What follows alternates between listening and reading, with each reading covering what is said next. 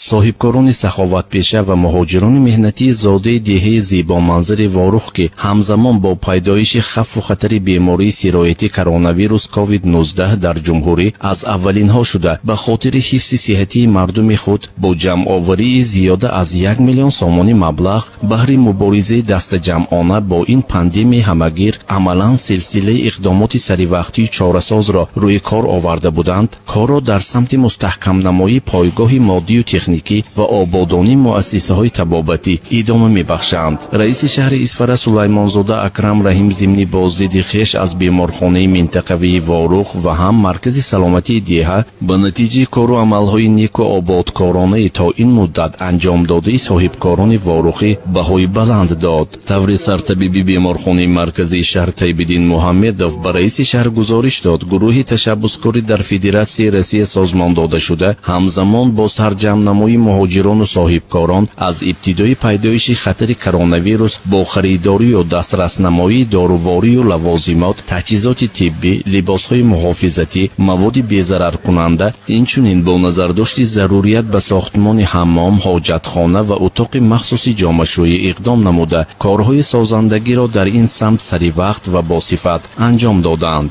رئیس شهر اکرم سلیمانزاده همزمان با بازدید انشاءات‌های تازه بنیاد و شناسایی با رفت کارهای تعمیر و آبادانی به مسئله آمادگی مؤسسه طبابتی مذکور به موسم تیر ماه و زمستان در پیش ایستاده مخصوص توجه ظاهر نموده قناعتمندی خویش را به رهبریت جماعت، صدارت بیمارخانه مرکزی شهر و نمایندگان در دهه وارخ بوده صاحبکاران برون مرزی بیان داشته ضمناً خواهش نمود که سپاسگزاری صمیمانه رهبریت شهر را به صاحبکاران و مهاجران وطن دوست و احسانکار وارخی رسانند. بنابر سخنان یکی از فعالان دیه غفورجان جورایف استفاده مقصدناک و با ثمر مبلغ‌های خیریوی صاحبکاران برون مرزی را نمایندگان در دیه بوده آنها یک جای با ساختمانچیان تأمین می نمایند.